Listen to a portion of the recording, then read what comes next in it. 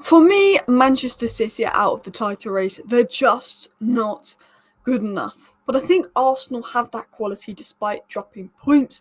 I think they could go on a good run. I think Chelsea have been sensational this season. And as much as it kills me to say it, so have Liverpool. So in today's video, I'm going to talk about Liverpool, I'm going to talk about Arsenal, and I'm going to talk about Chelsea. And I'm going to talk about my honest opinions on the club, their strengths, their weaknesses. Could they win the Premier League title? What's working for them? And then I'm also going to talk about what players each club should look at signing. So for Liverpool, Chelsea and Arsenal, I've picked out where they should maybe be looking to address potentially in January. I think a lot of it would be more so in the summer because you've got to be realistic. But I have to say, Liverpool are 4 points clear at the top of the table, but they have the game in hand and a slight better goal difference. If they win their game in hand, let's say 2-0, they would then be 7 points clear with a better goal difference, which would then probably put them the equivalent to 8 points clear. They would also go 9 points clear of Arsenal and 11 points clear of Manchester City, which when you're about 38-40% of the way through the season, it's still catchable for Manchester City. But when they've not been playing well, when they were lucky to get results versus Wolves and Southampton and Fulham, they were very poor in all of those games. City, I don't know how they won them all. I think when you look at the sustainability of the football being played, and I know people keep saying, oh, Arsenal, they only win because of set pieces. But like on the eye, in open play, Arsenal are better than Manchester City this season. I can tell you that from watching like most of the Premier League games. Like Man City have a lot more worries than Arsenal. I think Arsenal, they can get their core to stay fit. They've got a squad that can do some damage. I think Chelsea have been incredible, and of course Liverpool are top of their league. Now Liverpool's game was postponed versus Everton, but Liverpool fans will be probably quite happy with that, I think, because one, I think Liverpool have a bit of unluckiness when it comes to 12:30 kickoff. Two, I think you could see it in Liverpool's legs versus Newcastle. The congestion of the fixture list was getting to them, and I think them having a week break might benefit Liverpool. And two, City drop points, Arsenal drop points. Fulham is Arsenal's bogey team. I had a feeling that Arsenal were going to drop points to Fulham. It's their bogey team.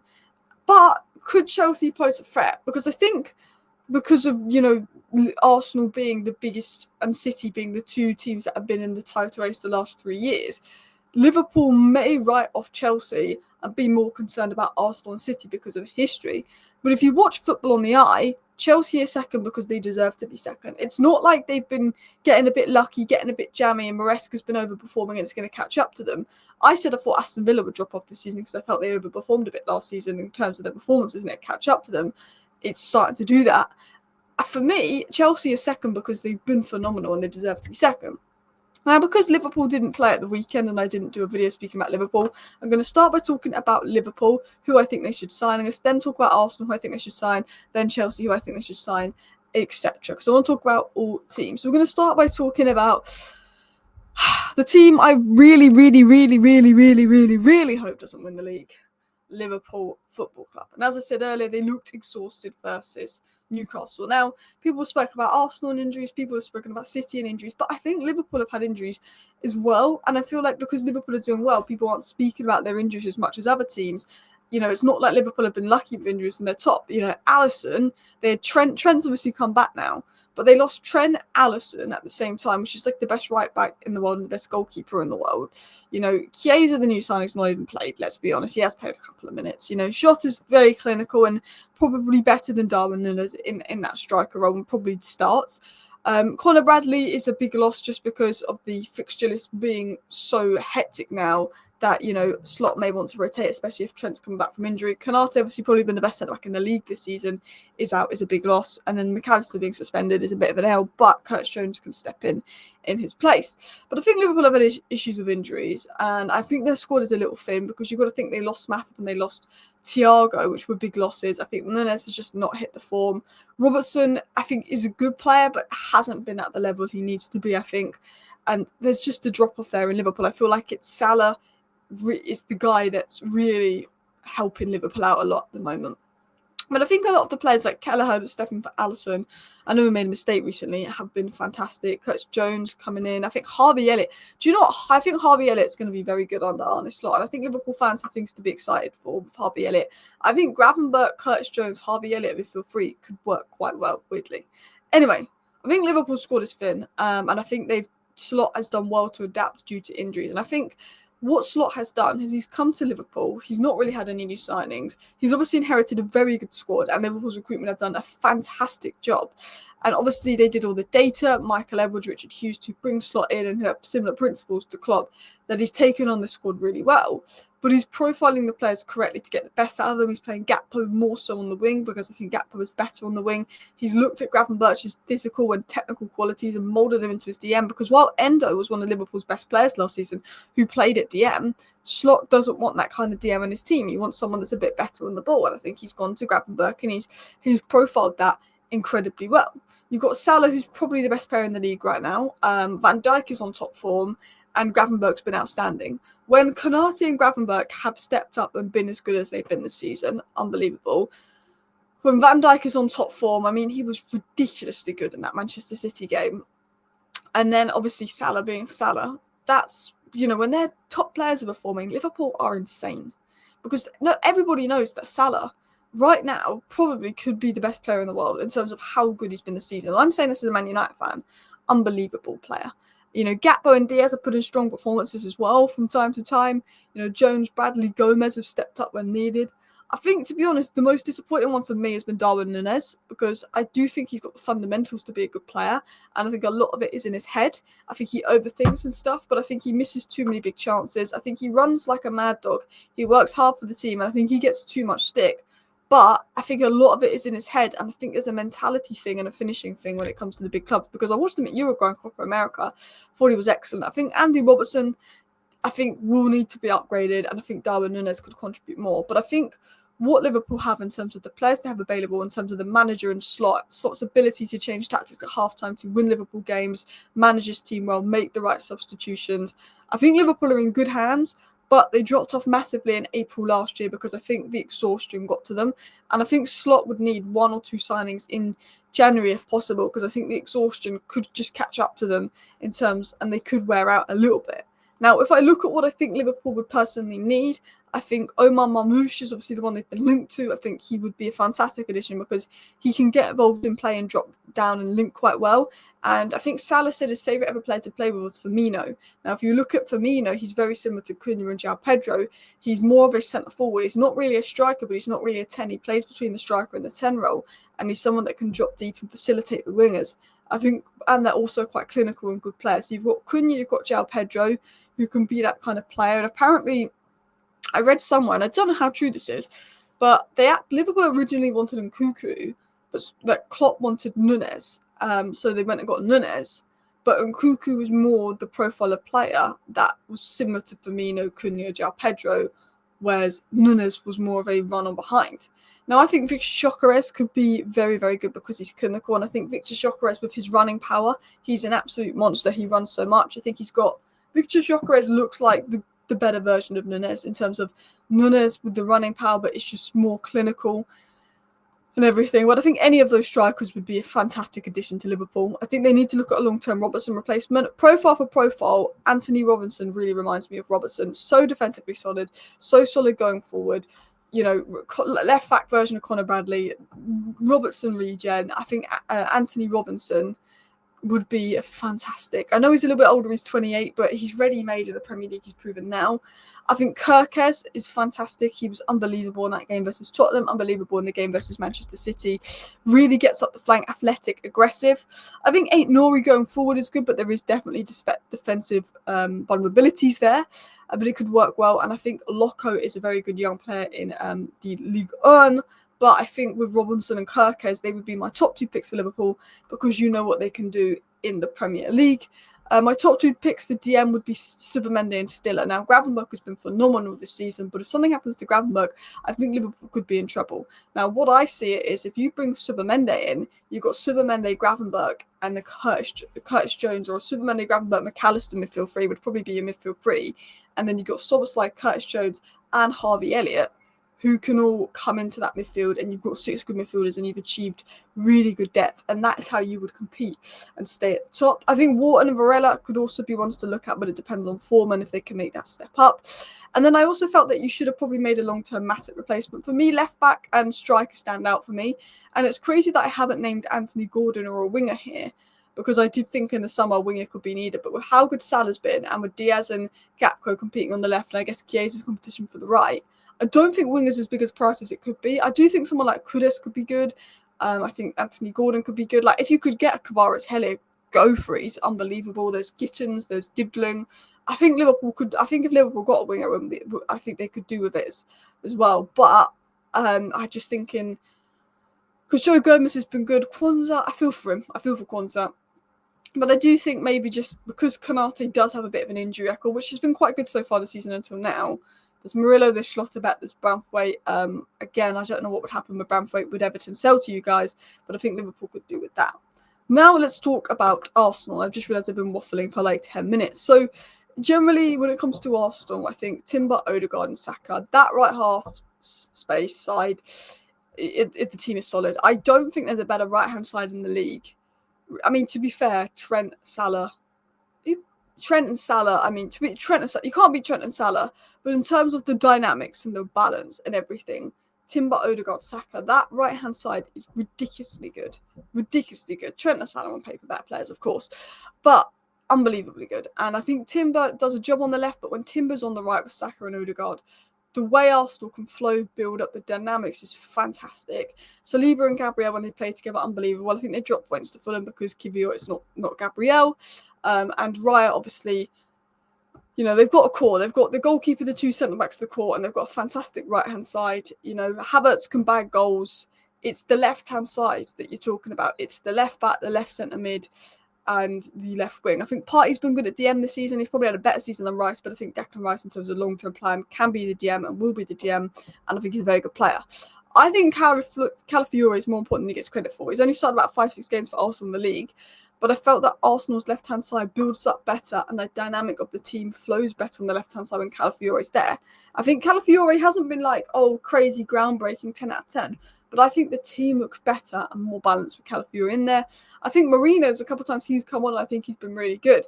And I think it's difficult because Calafiore and Marino have come in and they've had all these injury issues we're in that point in the season where it's hard to get run of games. But I think give Calafiore and Marino a run of games on the left, build the environment around Martinelli, and I think Arsenal's left-hand side could be a bit better. I think Arsenal's biggest problem this season is they're struggling to break down the low blocks. I think that's what they're really struggling against. I think Martinelli is being misprofiled, but he hasn't performed well enough. I think, yes, the environment around Martinelli doesn't help him. I think if he plays with Calafiore and Marino, he's going to play a lot better. And if he was allowed to come inside a little more, he's going to be a lot better. But he's not been good enough for over a year now for Arsenal. And I don't think it's entirely his fault. And I do think he's a good player. But I think if Arsenal had Nico Williams on their left-hand side this season, generally think they'd be like 1 or 2 points behind Liverpool if it was Nico Williams playing on that left-hand side. I generally do. I also just think they need someone that is good ball-carrying midfielder, someone that could play left centre mid and left wing and move Smith-Rowe kind of, you know, who Arteta never played kind of profile.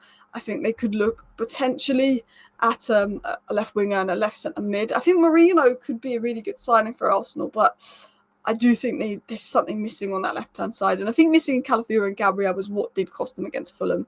So when I talk about Arsenal, when I think about what Arsenal need, I think they need an explosive left wing who can carry the ball, go out to in, do all of that kind of stuff. Profile-wise, I'm not saying this is what Arsenal need because he's actually dropped off a bit this season. But Garnacho, in terms of the player that he is, how he's quick, he never stops running, he has a bit of flair about him, and can go outside to in and is kind of fearless and takes on his man. That's the kind of profile that Arsenal want. Now, Garnacho he's not going to massively improve Arsenal. He could, to be fair. You never know. But he's just a very young role player. They need someone like a Kvaratskhelia and Nico Williams. For me, if you guys got a Kvaratskhelia and Nico Williams, you go up a level. I think Gittins of Dortmund is one to watch. I think he's a fantastic player. You have been linked to Tyler Dibling, who plays more on the right-hand side with Nwaneri, Saka, Odegaard. Is he a needed? I think Tyler Dibling, in terms of if you could mould him onto the left-hand side in terms of the profile of player, absolutely, but he is better on the right-hand side. But I think in terms of his explosiveness and directness, you kind of need a player of that sort of stature. You could talk about left centre mid. Xavi Simons would probably be my pick for Arsenal because he can play left wing, he can play left centre mid, and I think it would take that reliance off Odegaard a bit in terms of creativity. I think when there's deep blocks and Odegaard's being pushed deep, he's not really being allowed to influence the game creative-wise, and I feel that's one of the reasons Arsenal struggle to break down low blocks. I also think a striker, I think Isak is probably the striker that just seems the perfect fit for Arsenal because he's a good finisher, he's a powerful runner in behind, but he's a good linker of play, he drops deep. He has everything. Everybody on this list has strengths, and Isak has got everything. He ticks every single box. Honestly, Marmoush could be good. He's in great form as well. Cunha and João Pedro are someone that drops deep and they link play and they're more false nines, which could work. And then Gyökeres could be the clinical transition outlet. But I think Isak has the elements of Marmoush, elements of Cunha, elements of Pedro, and elements of Gyökeres in him. I think he would be top draw for Arsenal. And then lastly, let's talk about Chelsea Football Club and how Chelsea have been. So I think Chelsea have been absolutely fantastic this season. And I said this before and I'll say it again, but Maresca has instilled a clear identity, a style of play in Chelsea, and they look like a team. Last season, it was the Cole Palmer show. Cole Palmer was producing this magic to bail Chelsea out. And sometimes in games this season, it is the Cole Palmer show because he's such a good player. He's going to have games where he's just a level above everybody else because he's a world-class player. But this season, it's not like Chelsea, is reliant on Cole Palmer as they were last season. They need Cole Palmer. He's the best and most important player. But Caicedo is such an important player to Chelsea. Nicholas Jackson stepping up and performing. Enzo Fernandez has been really good the last 7 or 8 games. Chelsea don't play like 11 players on the pitch and Cole Palmer produces a moment magic to get them out. Chelsea play like a team. There's systems, there's units, their ability to move, draw out defenders, find space, exploit space. Chelsea's ability to break down low blocks and exploit space is what Arsenal probably need to do. And when I look at Chelsea and the age of their players, surely they're only going to get better under Maresca. Maresca's coming to Chelsea. There's a style of play. There's an identity. There's attacking football, good football. They're unbelievable to watch in the eye. Of course, defensively vulnerable, but give them a good goalkeeper, give them a good centre-back. Chelsea are in a place. Generally, you look at Chelsea and I think they're a good centre-back and a good goalkeeper away from doing something ridiculous. And luck with injuries, of course, as well. But the identity he's instilled, the style of play, the ability to break down teams, the fact that all the players are trying to impress Maresca when they get the chances, and he's got such a big squad and he's in control of it because it's easy for players to cause problems when they're not playing, but he's doing well and he's justifying his decisions. And when you look at the players, they're so technically and physically gifted. You look at Cobham, the academy that Chelsea have, you look at the talent at Chelsea Football Club, it's ridiculous. Like, for me, Esteval, he is better than Endrick. From the little bits of Palmeiras that I watched, because I heard about the 3 unbelievable attempts they had, he caught my eye more than Endrick. But Endrick got the Real Madrid hype. I think he's going to be phenomenal. You've got Kendry Pires to come through. But Chelsea have scored the most goals in the league this season. They've got incredible ability in tight space due to the technical ability. They're well coached. There's drill, there's formations, there's ability to find and exploit space, which was fantastic versus Tottenham. The goalkeeper position needs an upgrade. They are defensively vulnerable and poor. I think Badiashile and Sanchez was the clear weakness. I think Colwill was unbelievable on the ball, unbelievable breaking lines. But if Colwill could be paired with an absolute athletic monster like a Konate, I think that's a partnership. Colwill's one of the best centre-backs on the ball. You pair him with a Konate-esque athletic monster, and Chelsea are strong. Now, I think Chelsea need a goalkeeper. There's not many goalkeepers that come into mind. I just can't think of goalkeepers off the top of my head, so do suggest them down below. I say Kelleher, hear me out. Liverpool have obviously got Addison come back from injury and they're bringing in Marmadashvili. Kelleher is too good to not be playing in the Premier League. Like, Martinez left Arsenal, plays regularly for Aston Villa. Kelleher might not sound like the biggest name, but he's definitely an upgrade on Robert Sanchez. He's good on the ball. I think, every now and then he's made the odd mistake, but he's been so good for Liverpool in Alisson's absence. You got to remember, Alisson's the best goalkeeper in the league, and when he's injured, which happens a fair bit, Kelleher comes in, and it's not like it's noticeable. Just to give Kelleher credit, I see a lot of Chelsea fans, when he was linked to Chelsea, with a very negative reaction, but as someone that's watched Kelleher, and I'm a Man United fan, I don't like to praise Liverpool players. He's an upgrade on Sanchez. I think he's a fantastic player. I mean, he's been vulnerable at his near post at times, but on the ball, making saves. If you look at the double save he made versus Chelsea, player. Diogo Costa could be one to watch. He's known for saving penalties. He's known for being good on the ball. Again, he was one that Man United were linked to. He was one that was linked to a couple of top clubs a few summers ago. And then Zion Suzuki's been one of the best young keepers in Europe this season. Good on the ball, good shot stopper. Could be one that Chelsea look at as well. In terms of right centre-back, obviously, Antonio Silva's been the one that probably gets thrown about the most. But out of the Benfica centre-backs, Aurier personally impresses me in terms of particularly what Chelsea need. Now, I think the perfect centre-back for Chelsea would be Diomande. I think he's technically and athletically so strong, so young. He's sort of more Konate-esque, and I think he would be that good pairing for Colwill. Very long shot, but could go for the absolute wonders. I think he's 17 or 18 years of age. Barcelona centre-back Kibasi. Or you could go with someone like Luka Bar. Now, Luka Bar is top, but Luka Bar, I think, is left-footed. I don't know if that's true, but I think he's predominantly played on the left. He might be right-footed that plays on the left, but he has predominantly played on the left side of the fence. But he's ridiculous. And I think, Colwell is the best centre-back, so if I was going to get centre-back, I'd go for a right centre-back. But I think Luka Bar is absolutely excellent. Backup striker could be needed. I don't think you need to go and spend 100 million on Isak to replace Jackson. I really don't. I think Jackson is good. And maybe summer 2026, when your defence is sorted, your midfield is sorted, you might think, oh, actually, Isak's better than Jackson, or Jokeris is better than Jackson, you get them. But I think going into next season, goalkeeper and right centre-back's got to be where you spend your money. Duran, Amorodian, Delap could be good second choice options to Jackson. I think Nkuku could go. And I think potentially you could look at a winger. Esteval's going to come through. Neto and Sancho are doing well. Madueke can be good. He's a bit inconsistent. Maybe you need another winger there.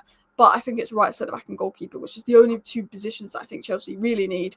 And I think they could do madness. So, that was my thoughts on the title race and what each club needs. Let me know your thoughts down below. Thank you for watching. Bye.